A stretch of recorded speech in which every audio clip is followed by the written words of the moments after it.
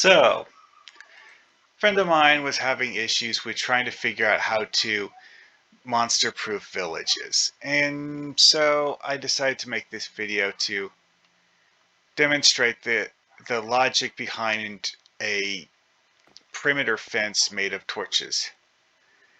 It's actually pretty simple. See all the dark areas? Those are places monsters can spawn. It's pretty simple. All this area over here, monsters can spawn there. And it's right next to the edge of town. A monster could literally spawn right outside this house. Because this is a village that, while I have, fixed it up a bit, I did not, in fact, do a complete lighted perimeter.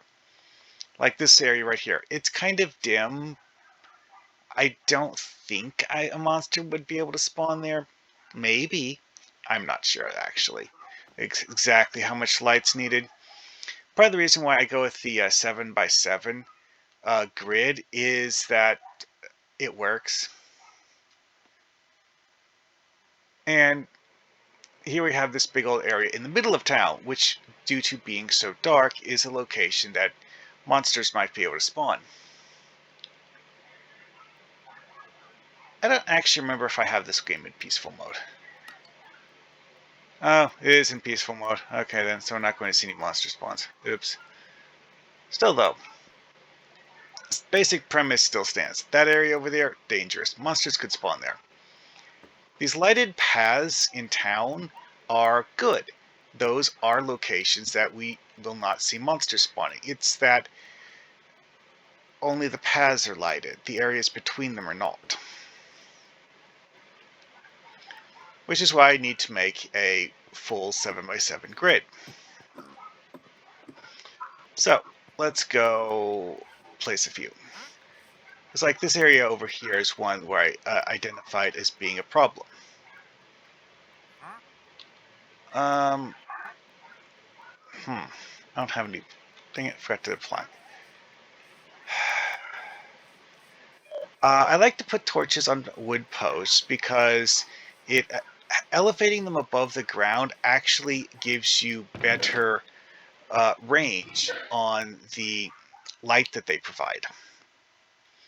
Why that is important? Well, I mean, little complicated, but the simplest way to explain it is to say that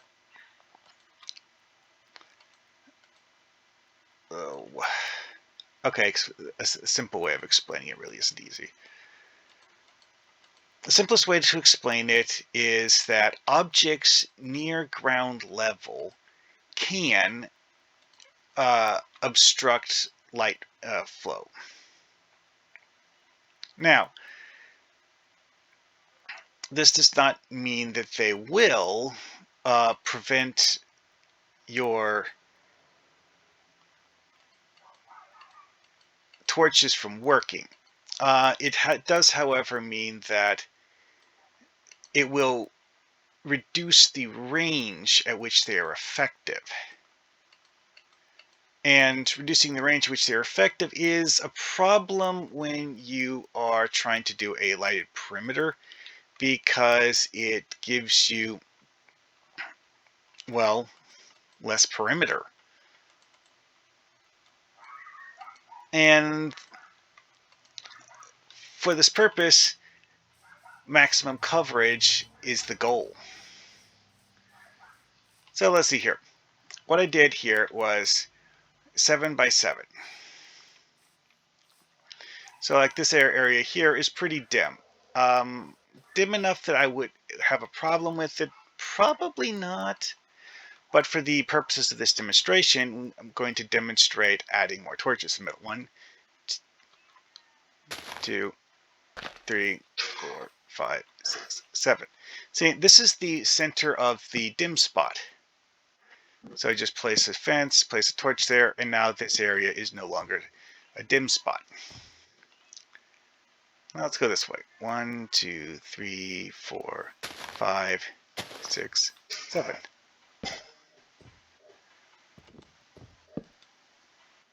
And so on and so forth. Now, when we go up at the top of the tower and look over here, it won't look like a dim spot. Now let's look at this area over here that was almost fully dark. Like this. That just doesn't have any light at all. That's a huge problem. So let's look at it. 1, 2, 3, 4, 5, 6, 7. Always be careful with the stupid iron golems. Accidentally aggroing one of them is just ridiculous. 1, 2, 3, 4, 5, 6, 7. 1, 2, 3, 4, 5, 6, 7. Part of the reason why I like to use the wood posts is that they're easy to walk past. They do technically have collision, but it's a small hitbox that you can easily move around. Alright, back to the top of the tower.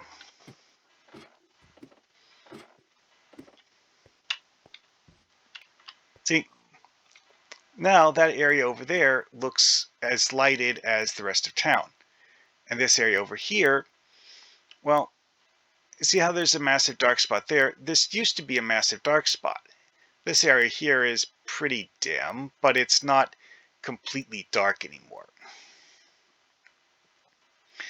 So the basic goal here would be to make it so that you put everything inside town have a lighted grid. This is a pretty sprawling town. It's part of the reason why I only went with the paths at first, is because there's just a lot to do. At any rate, that's the basic gist of it. This is something that you need maybe hundreds of torches for. A town this sprawling. Oh, crap, that hurt. Oops. I actually needed to get the things off the top.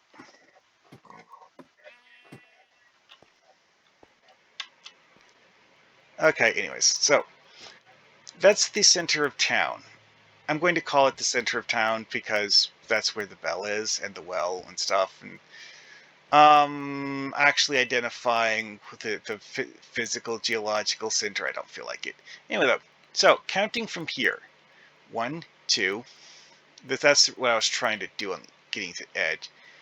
3, 4, 5, 6, 7, 8, 9, 10.